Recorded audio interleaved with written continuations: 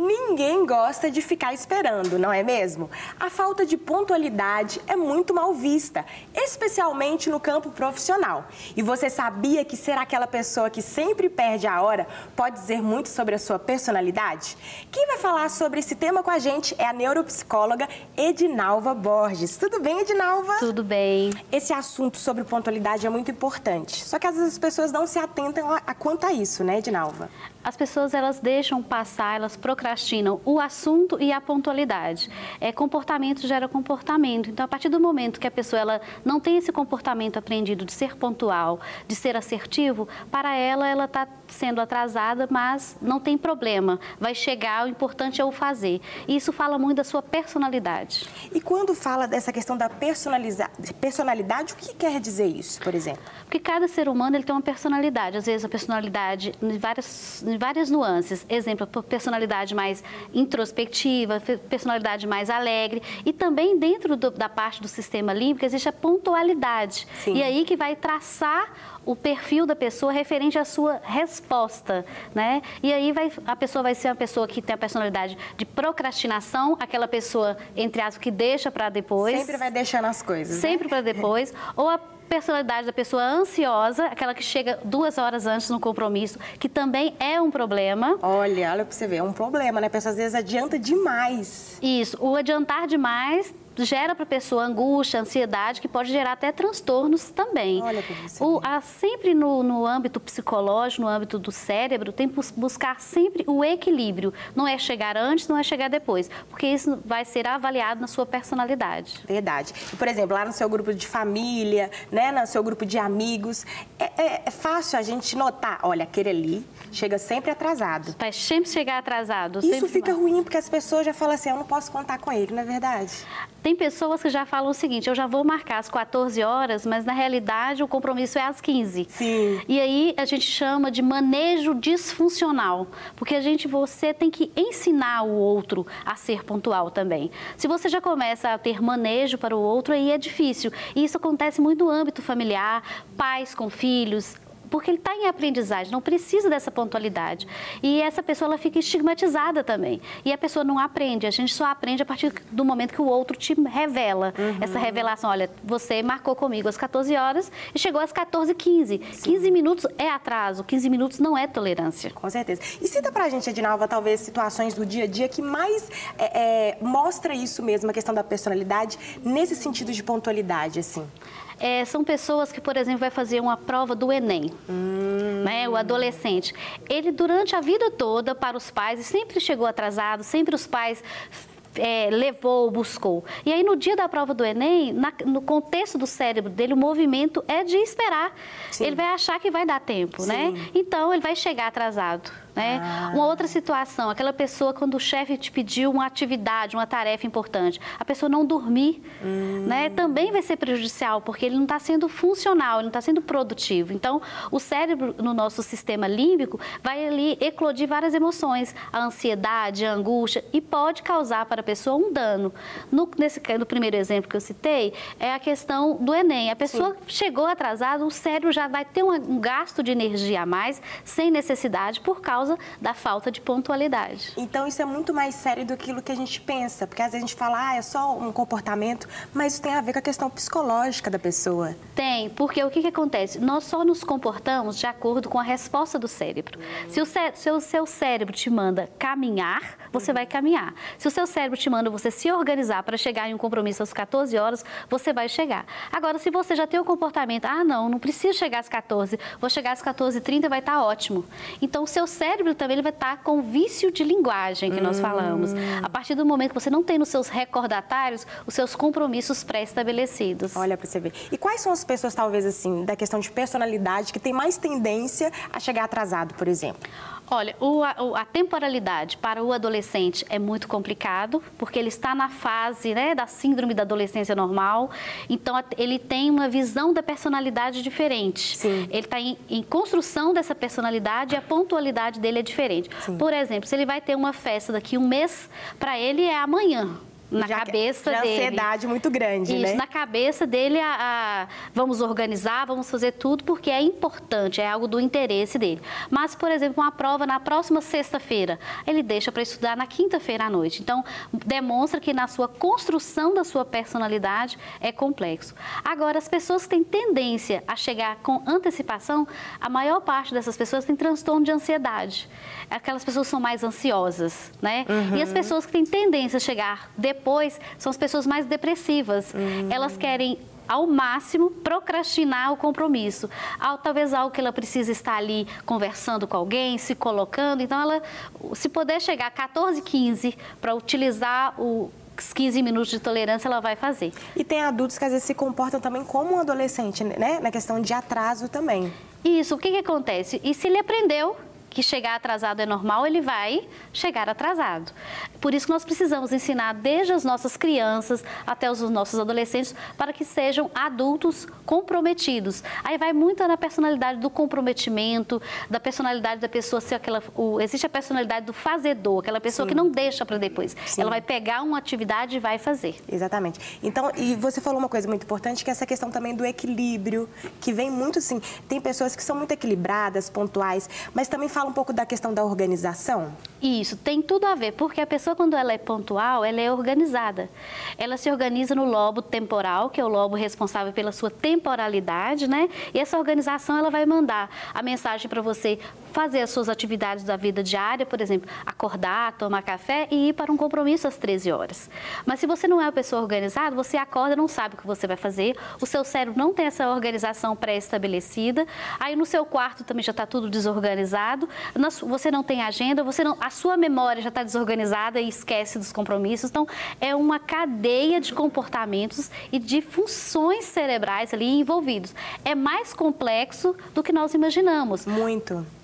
Só de você falar que eu falei, gente, que tanto de coisa, né? É porque está tudo envolvido. Por exemplo, na sua pontualidade está envolvido a sua memória, a sua atenção, o seu sistema límbico emocional, a passagem ao ato, você ter atitudes, por exemplo, do celular despertar, você não colocar no soneca. Sim. E você fazer as suas atividades da manhã para ir para o seu compromisso. Sim. Você não procrastinar, você não ter uma personalidade do deixa para depois.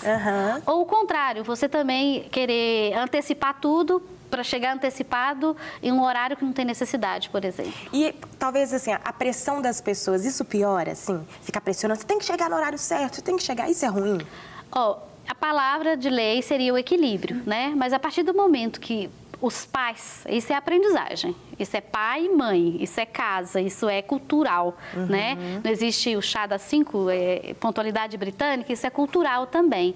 Então, tem que buscar os pais ensinar para esse filho e cobrar. Agora, depois de adulto, a pessoa tem que ter responsabilidade. Verdade, é um ponto muito importante. Edinalva, daqui a pouquinho a gente continua a conversar. Okay. E olha, perdeu o voo internacional de volta para casa? Imagine, o Guilherme teve esse transtorno e conta pra gente como foi. Vamos conferir? Olá, meu nome é Guilherme, eu sou de Belo Horizonte e há 2 anos aconteceu uma situação bem ruim comigo numa viagem que eu fiz para o Arizona, nos Estados Unidos. Na última semana de viagem, nós não nos programamos para o voo da volta. A gente achou que o voo era às 8 horas da noite e o voo era às 7 horas. E para completar, o aeroporto ficava em outra cidade. E aí, quando fomos colocar as malas dentro do carro, as malas não couberam, a gente teve que ir na locadora, trocamos o carro, voltamos e viajamos para a cidade lá do aeroporto.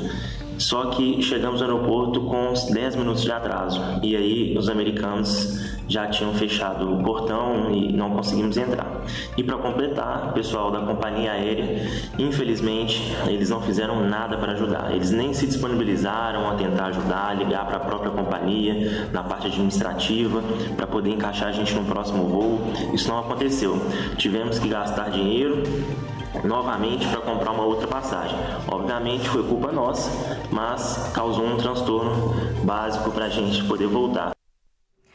Edinalva, olha para você ver esse exemplo, o prejuízo que causa, né, nessa questão de atraso. E por falta de programação.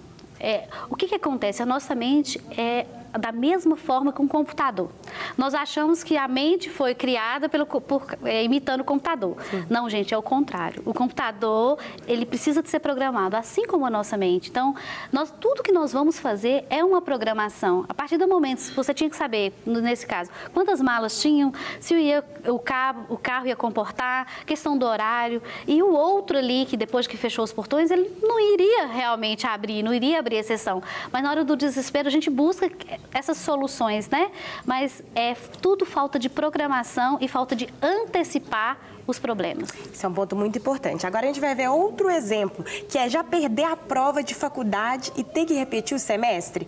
A Carolina Manoel sabe bem como é passar por esse aperto. Vamos conferir. Oi, meu nome é Carolina Manoel Silva, eu moro na cidade de São José da Lapa e sim, eu já me atrasei, eu já me prejudiquei por causa de atraso. Eu tinha que fazer uma prova acadêmica, ela era no dia de sábado e os horários de ônibus aos sábados aqui na minha cidade são reduzidos e eu moro a 2 horas da faculdade. E nisso eu tive que esperar abrir a solicitação de uma prova chamada substitutiva.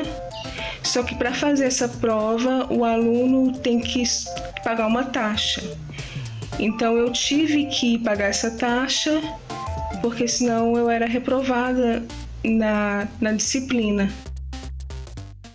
É outro ponto, né, Edinalva? Porque tantos prejuízos que a pessoa vai tendo, talvez chega uma hora que ela vai querer, né, não chegar mais atrasado, talvez. Ela vai aprender pela punição, porque o nosso cérebro ele aprende por 2 maneiras, depois da aprendizagem, por punição ou por recompensa, né?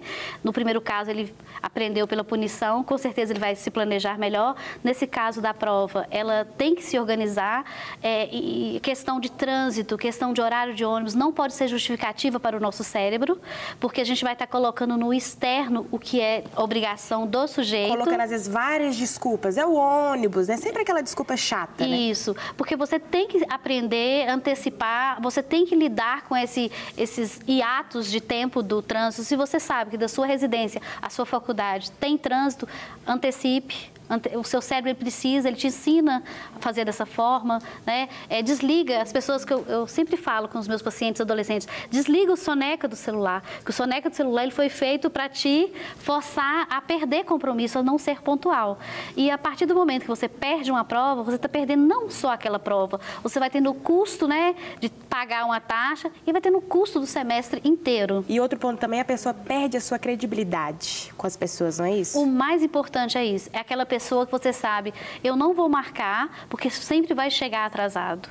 Essa pessoa, ela não me inspira confiança, porque pontualidade e confiança são para ser sinônimos no dia a dia. Verdade. E agora a gente tem mais um exemplo. E quando a sua profissão exige que você seja extremamente pontual, quem trabalha planejando eventos precisa estar de olho nos ponteiros do relógio e no calendário. Vamos ver o que diz a cerimonialista Priscila Loures.